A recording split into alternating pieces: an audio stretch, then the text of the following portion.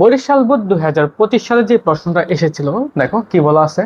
কোন ধাতব পাত হতে ইলেকট্রন নিঃসরণের জন্য গ্রুপ এ ও গ্রুপ বি এর শিক্ষার্থী যথাক্রমে 4500 অ্যাংস্ট্রম তরঙ্গের দৈর্ঘ্য আলো এবং হচ্ছে 5897 অ্যাংস্ট্রম তরঙ্গের দৈর্ঘ্যের আলো ব্যবহার করলো। ধাতুটির কার্য অপেক্ষক 2.3 ইলেকট্রোভোল্ট এবং প্লাঙ্কের ধ্রুবকটা দেওয়া আছে। দেখো, গ্রুপ এ এবং গ্রুপ বি দুইটার শিক্ষার্থী তারা চাইতেছে একটা ধাতুর পাত থেকে ইলেকট্রন নির্গত করত, ঠিক আছে ভাই। এবং ওই ধাতুটার কার্য অপেক্ষক হচ্ছে তোমার 2.3 ইলেকট্রোভোল্ট, সেটা আমরা বুঝতে পারছি, মানে ইলেকট্রনটা মুক্ত করতে যে শক্তিটা লাগে। আচ্ছা, দেখো এখানে কি কি জিনিস দেওয়া আছে আমরা যদি হিসাব করি। গ্রুপ এ, গ্রুপ এর মধ্যে কি বলা আছে দেখো, যে তরঙ্গদৈর্ঘ্যের আলো যেটা দিচ্ছে এটা হচ্ছে λ1 ধরি, এটা হচ্ছে 4500 অ্যাংস্ট্রম। যেহেতু এটাকে সরাসরি আমরা চেঞ্জ করে ফেলি 10⁻⁻10 মিটার, অ্যাংস্ট্রম সমান তো আমরা জানি। এবং গ্রুপ বির যেটা দেখো, গ্রুপ বির যেটা এটা হচ্ছে λ2 5897।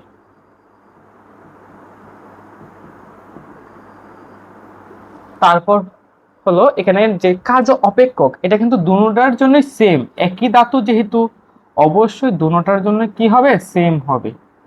2.3 ইলেকট্রোভোল্ট, এটাকে জুলে নিয়ে নিই। 2.3 ইন্টু 1.6 ইন্টু 10⁻⁻19 জুল। এবং ওইটার জন্য কিন্তু মনে করো এটাও কিন্তু কি সেম, ঠিক আছে ভাই, কারণ ধাতু তো একটাই, এই জন্য কি দুটোটার ক্ষেত্রে কি ডব্লিউ নটের মানটা সেম হবে। দেখো, গ্রুপ এ এর পরীক্ষার্থী নিঃসৃত ইলেকট্রনের বেগ নির্ণয় করো। এই প্রশ্নটা আরো অনেকবার এসেছিল যদি বর্ণনা করি। দেখো, গ্রুপ এ এর ক্ষেত্রে ইলেকট্রনের নিঃসৃত ইলেকট্রনের বেগ বের করতে হবে। আমরা যে সূত্রটা এই সূত্রে প্রয়োগ করি, এটা প্রয়োগ করলে পরবর্তীতে বাকিগুলো আমরা চেঞ্জ করে নেব। দেখো,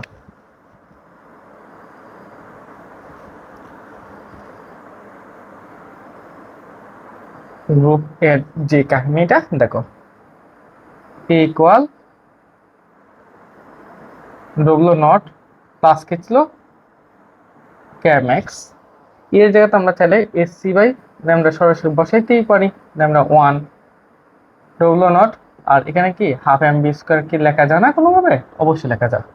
তাহলে আমরা পক্ষান্তর করি, half m v square equal sc by lambda.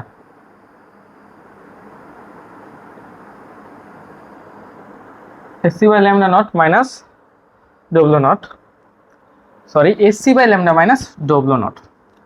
তাহলে এখানে বাকি কাজটা যদি করি, এখানে আমরা বি সমান সরাসরি লিখে ফেলি। দেখো, sc by lambda 1 minus W naught, এটাকে ব্র্যাকেটের ভিতরে রাখলে হয়। আর এখানে 2 গুণ করি, আর এমটা কি নিচে চলে যাবে, জায়গা যেহেতু স্বল্প এই জন্য আমরা এখানে একসাথে করে ফেললাম। তাহলে আমরা মানগুলো বসিয়ে দিই। দেখো, মান বসালে কি হয়, 2। প্লাঙ্কের মানটা তোমরা জানি 6.63 দেওয়া আছে, 10⁻⁻34। আলোর বেগ হচ্ছে 3 × 10⁸। আর ল্যামডার মান দেওয়া আছে কত, এই যে 4500 × 10⁻10 মাইনাস মাইনাস হচ্ছে ডব্লিউ নটের মান। ডব্লিউ নটের মান হয় এখানেই আছে -2.3 × 1.6 × 10⁻⁻19। তাহলে এটা হয়, এবং এই সম্পূর্ণটাতে ইলেকট্রনের বড় দ্বারা ভাগ করলে কিন্তু হয়ে যেতেছে। এই যে এম এর মানটা বসাইতেছি 9.11 × 10⁻31, এই মানটা বসালাম। এটা তোমরা বুঝতে পারছো তো, ইলেকট্রনের বড়টা এটা কিন্তু আমাদের মুখস্থ থাকার কথা। তাহলে সবকিছু ঠিক আছে।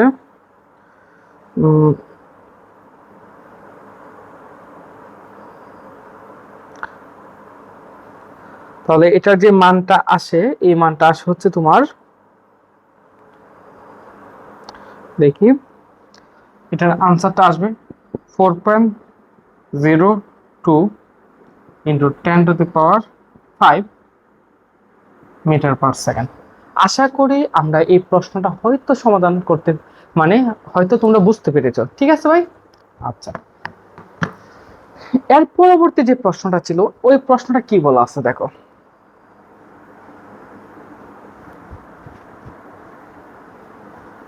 ওই প্রশ্নটার মধ্যে বলা আছে যে গ্রুপ বি এর পরীক্ষায় ইলেকট্রন নিঃসৃত হবে কি? আচ্ছা ভাই একটু বুঝো, ইলেকট্রন নিঃসৃত হবে কিনা তার প্রশ্ন, এটার উত্তরে আমরা কি বলতে পারি দেখো। আমাদের বেসিকের মধ্যে কি ছিল ভাই, একটু মনে করো তো ভাই। এটা ধাতুর পাত ছিল, এখানে কি হতো ভাই, ইলেকট্রন আসতো এবং এখান থেকে ইলেকট্রনটা কি বের হয়ে পড়তো। মনে করো এখানে ইলেকট্রন আছে, তাহলে এই যে এটা হচ্ছে কি ই দেওয়া লাগতো, আর এটা হচ্ছে কে এম এক্স ছিল মনে পড়ে, আর এটা হচ্ছে কি ডব্লিউ নট ছিল। ডব্লিউ নটের পরিচয় কি ছিল, যে ইলেকট্রন মুক্ত করতে শক্তি অথবা কি কার্য অপেক্ষক। এটা কি ছিল, ইলেকট্রন মুক্ত করতে শক্তি বা কার্যাপেক্ষক। আশা করি এই জিনিসটা হয়তো আমরা বুঝতে পারছি। আর এটা কি ছিল, আপাতিত ফোটন শক্তি, আপাতিত ফোটন শক্তি। ঠিক আছে ভাই? এখন দেখো আপাতিত ফোটন শক্তিটা অবশ্যই কার্য অপেক্ষক থেকে বেশি হতে হবে। ইলেকট্রন মুক্ত করতে যে শক্তিটা লাগে তার বাইরের দিকে তার থেকে বেশি শক্তি নিতে হবে। তাহলে আমাদের এখানে দেখো, এখানে ইলেকট্রন মুক্ত করতে শক্তি কিন্তু দেওয়া আছে যে 2.3 ইলেকট্রোভোল্ট, এটাকে আমরা জুলে নিয়ে নিলেই হবে। আপাতত হচ্ছে আমরা গ্রুপ বি এর আপাতিত ফোটন শক্তিটা আমরা বের করি। তার যে ফোটন শক্তি, এই ফোটন শক্তিটাই আগে আমরা বের করি। ফোটন শক্তি ইকুয়াল এসি বাই ল্যামডা।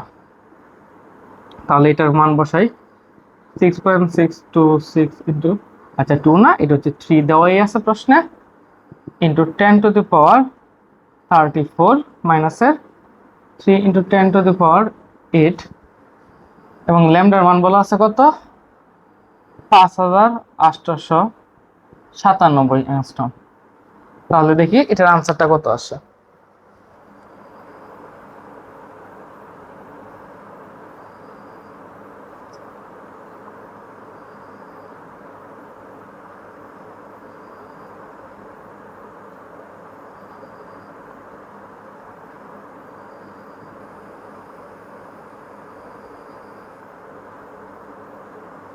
আচ্ছা, এখানে তার শক্তি ছিল হচ্ছে 3.37 ইন্টু 10⁻⁻19 জুল। আচ্ছা, ইলেকট্রন মুক্ত করতে যে শক্তিটা বা কার্য অপেক্ষকটা এটা আমরা বের করি।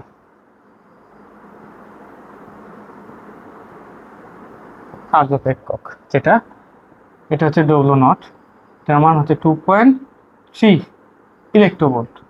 তাহলে তাকে আমরা জুল এককে নিয়ে নিই, 2.3 ইন্টু 1.6 ইন্টু 10⁻⁻19। দেখি